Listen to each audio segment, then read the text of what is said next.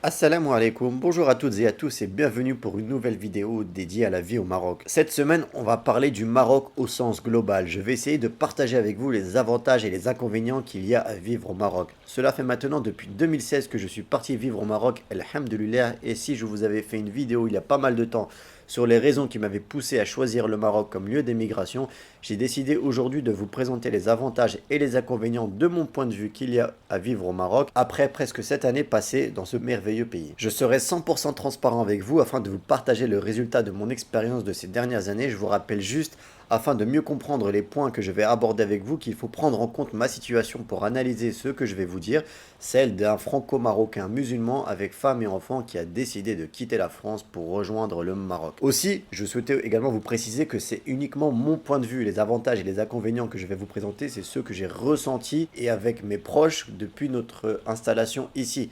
Donc il est possible que vous ne soyez pas d'accord avec ce que je vais vous dire. Comme d'habitude, restez courtois et chaleureux dans les commentaires. On peut en débattre sans problème, sans qu'il y ait d'agressivité. Le décor étant maintenant planté, je vous invite à entrer dans le vif du sujet. Et parce que j'aime finir toujours sur une note positive, encore plus quand je parle du Maroc, on va débuter avec les inconvénients. Alors l'un des premiers problèmes que j'ai rencontrés au Maroc concerne son système monétaire. Je vous explique, à mon arrivée, je travaillais principalement avec l'étranger à distance et j'avais donc besoin régulièrement de payer sur des sites à l'étranger.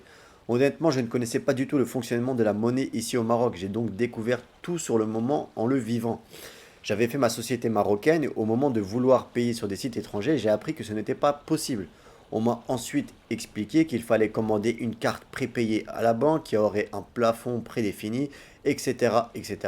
Vous l'avez compris, la gestion en tant qu'entrepreneur digital peut être contraignante quand on vit au Maroc. Attention, il y a des solutions. Par exemple, PayPal existe au Maroc, mais c'est pareil, il faut faire des démarches auprès de la banque. Ce n'est pas quelque chose qui fonctionne simplement et automatiquement. Cela ajoute forcément des complexités quand on veut s'installer au Maroc et qu'il faut anticiper quand on vient vivre ici, surtout si vous êtes dans le même milieu professionnel que moi. Autre chose, il vous est impossible de sortir vos dirhams à l'étranger. Du moins, c'est pareil, vous êtes limité par un plafond, il faut contacter votre banque, etc., avoir l'autorisation de l'office d'échange. Bref, forcément, ça rajoute des étapes. Admettons également que vous voulez ouvrir un site e-commerce international et vendre à l'étranger à partir du Maroc et d'une société marocaine, eh bien vous ne pourrez pas le faire via Stripe. Vous savez, Stripe, c'est le prestataire qui vous permet de recevoir des paiements par carte bleue à l'étranger et ce n'est tout simplement pas possible avec une société marocaine. Ces complications sont donc bien présentes quand on vit au Maroc et il faut le savoir, il y a encore une fois des solutions. Si vous êtes dans l'un de ces cas, vous pouvez recevoir des paiements via PayPal en faisant certaines démarches avec votre banque. Vous pouvez également avoir une société à l'étranger uniquement pour cette partie-là pour avoir des paiements par Stripe par exemple. Autre chose, en arrivant au Maroc, j'avais entendu parler d'une exonération d'impôt sur les sociétés de 5 ans pour les entreprises qui exportent des produits ou des services à l'étranger. Cette exonération n'existe malheureusement plus pour les personnes qui souhaitent commencer leur entreprise aujourd'hui. Et à côté, il n'y a pas vraiment d'aide ou de réduction d'impôts pour les personnes qui souhaitent s'installer au Maroc pour essayer d'attirer par exemple un maximum de MRE, de Marocains résidant à l'étranger, ou bien d'étrangers tout simplement. Quand je vivais en France, tout simplement, j'ai toujours vu le Maroc comme un pays où l'impôt était faible et où il y avait des avantages fiscaux à venir faire sa société là-bas. Eh bien, en vrai, ce n'est pas tout à fait le cas. Cependant, attention, le taux est tout de même inférieur à l'impôt français sur les sociétés. D'ailleurs, il n'y a pas longtemps, une nouvelle loi est passée pour unifier les taux d'imposition sur les sociétés au Maroc. Vous voyez qu'à partir de 2026, quel que soit votre chiffre d'affaires et ce jusqu'à 100 millions de dirhams, vous ne serez taxé que de 20%. Et au-delà de 100 millions de dirhams, vous serez taxé à 35%. Donc on est quand même sur un taux d'imposition inférieur à la France, mais il faut savoir que ce taux d'imposition existe et qu'il n'y a pas vraiment d'avantage fiscal ou d'aide quand vous montez une société ici. Bon, malheureusement, la santé est un domaine assez connu où il y a encore beaucoup de travail à faire au Maroc. Et bien que cela s'est amélioré depuis mon arrivée, je dois l'avouer, de plus en plus de personnes peuvent accéder par exemple à des soins gratuits ou remboursés et même les plus démunis. Le système hospitalier est quand même malheureusement encore nettement en retard par rapport au privé. De larges chantiers sont en cours pour moderniser les hôpitaux publics, comme notamment les nouveaux CHU en construction d'Agadir ou de l'Erieun, ou par exemple celui de Tanger qui vient d'ouvrir. Côté système de remboursement, c'est encore là assez compliqué. Il faut remplir une feuille de soins, se rendre à la CNSS pour déposer son dossier, parfois devoir ajouter des documents supplémentaires. Bref, forcément, quand on est habitué à l'automatisation de la carte vitale, cela peut changer. Là encore, le Maroc essaye de rattraper son retard. Une feuille de soins électronique est même en cours de développement. Il y a aussi parfois un problème de qualification de certains médecins. On n'a pas une compétence égale entre tous les médecins à travers le Maroc. Vous avez certains qui sont diplômés au Maroc, certains qui sont diplômés en Europe, mais même en Europe, vous avez des différences entre les médecins qui sont diplômés par exemple en Allemagne ou en France, et puis d'autres qui sont diplômés dans des pays de l'Est qui n'ont pas honnêtement la même qualification que les autres. Si vous partez vivre au Maroc avec en tête l'objectif de trouver un travail en tant que salarié, cela peut très vite être une complication. Et ce pour plusieurs raisons. Tout d'abord, le salaire minimum au Maroc est assez faible, même s'il est l'un des plus hauts d'Afrique, il faut être honnête, puisqu'il est d'environ 2700 dirhams net par mois.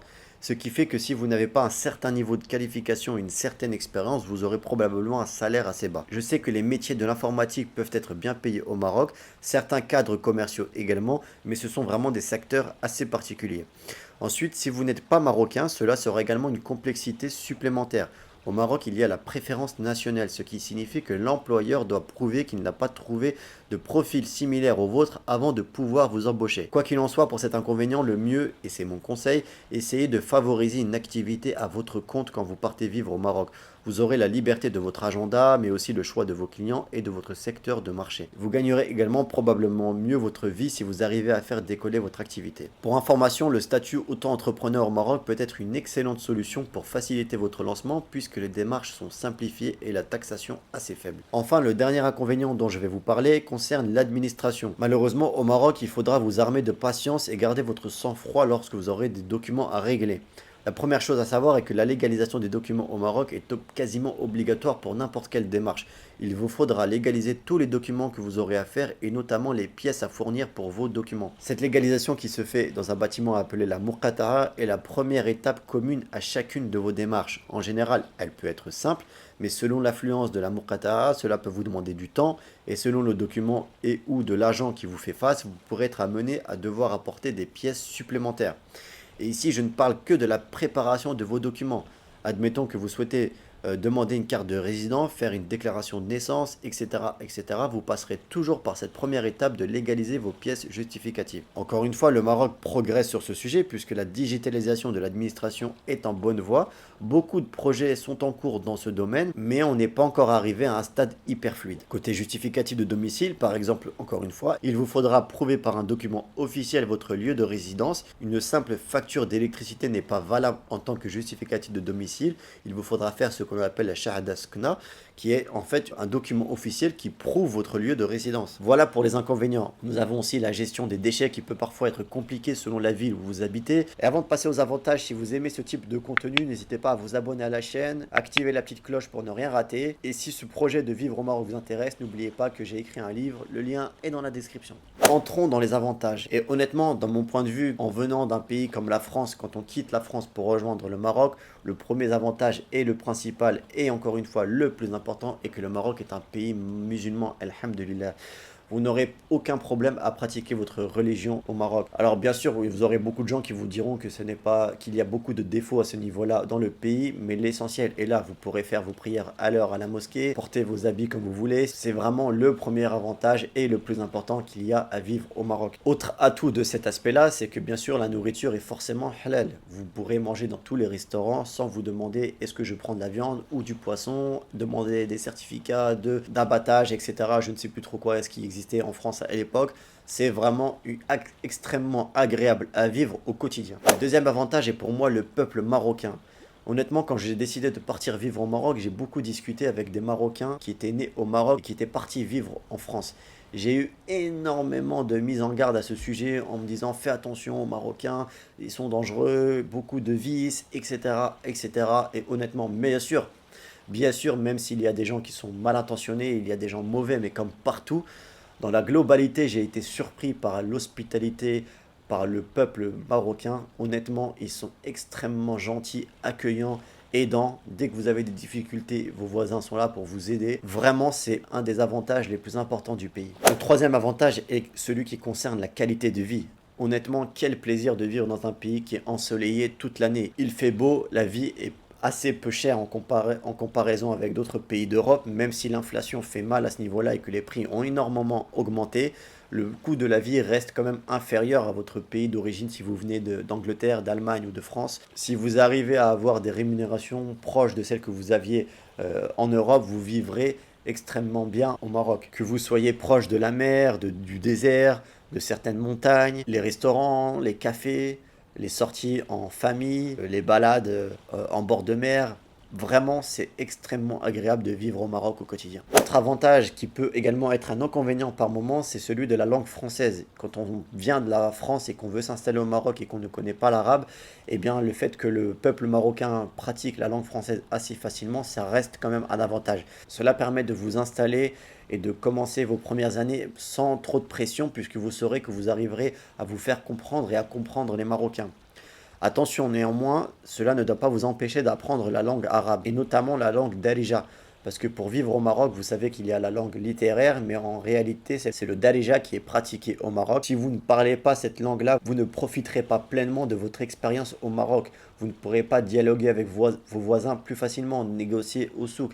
Bref, vraiment, vous passerez à côté de quelque chose. D'ailleurs, ça fait longtemps que je ne l'ai pas dit, mais je suis en partenariat avec une formation qui permet d'apprendre le darija en ligne 24 heures sur 24 et qui est vraiment de qualité. C'est d'ailleurs la seule qui est de ce niveau de qualité, je vous conseille, elle est dans la description. Attention néanmoins, la langue française est en baisse au Maroc, elle est extrêmement concurrencée par la langue anglaise qui est de plus en plus plébiscitée par les Marocains. Autre avantage quand on décide de quitter l'Europe pour s'installer au Maroc, c'est justement sa proximité. En cas de pépin, si vous avez des difficultés, si vous avez de la famille qui doit vous rendre visite, etc., le fait d'être à 2, 3, 4 heures d'avion avec votre pays d'origine, ça peut vraiment vous faciliter énormément. Enfin, il y a un aspect très important au Maroc quand on veut se projeter à long terme, c'est de pouvoir se sentir chez soi. Je sais qu'il y a beaucoup de gens qui plébiscitent par exemple les Émirats Arabes Unis. Eh bien, il y a un gros défaut dans ces pays-là, c'est qu'on ne peut pas se sentir chez soi sur le long terme. C'est-à-dire que vous ne pourrez pas obtenir la résidence sur le très long terme. Ou en tout cas, c'est extrêmement compliqué. Eh bien, au Maroc, il est possible d'avoir la carte de résident et de se sentir membre de la communauté marocaine à part entière. Et honnêtement, quand on vient en famille et qu'on veut se projeter sur le long terme, quel plaisir de se dire qu'on se sent chez soi, de ne pas avoir à renouveler un visa chaque année et se dire, et si mon visa est refusé, je dois tout quitter, perdre mon logement, mon travail et partir du jour au lendemain. C'est honnêtement une sécurité d'esprit qui est extrêmement importante. Alors attention, la carte de résident est peut-être en ce moment un peu plus compliquée à avoir, ou en tout cas elle est plus difficile à avoir que dans les années précédentes. Mon conseil pour cette partie-là est de favoriser des villes où la demande n'est pas forte. Chaque ville, en fait, octroie un certain nombre de cartes de résidents. Et du coup, si vous êtes dans une ville, par exemple, si vous demandez à Marrakech, où il y a beaucoup de demandes de cartes de résidents, vous aurez peut-être plus de difficultés que si vous allez dans une ville, peut-être un peu plus reculée ou en banlieue, qui n'a pas beaucoup de demandes. Donc voilà, essayez d'être intelligent à ce niveau-là, sauf si vous avez un dossier en béton avec un travail ou un salaire, etc., qui vous permet de demander facilement cette carte. Donc voilà pour cette vidéo résumée des avantages et des inconvénients selon mon point de vue après 7 années d'expérience. Dites-moi en commentaire ce que vous en pensez. Si vous avez décidé de partir vivre au Maroc, dites-moi pour vous quels sont les avantages et les inconvénients pour vous à vivre au Maroc. J'ai hâte de lire vos commentaires à ce sujet. Je vous laisse avec l'autre vidéo dont je vous ai parlé au début qui concerne mes raisons à moi pourquoi j'ai choisi le Maroc. Si ça vous intéresse, n'hésitez pas à la regarder. Quant à moi, je vous remercie d'être resté jusqu'à la fin. N'hésitez pas à laisser un like. Je vous souhaite une excellente semaine, Inch'Allah. Et je vous dis à la semaine prochaine pour une nouvelle vidéo. Et surtout, n'oubliez pas, prenez soin de vous, prenez soin des autres. Assalamu alaikum.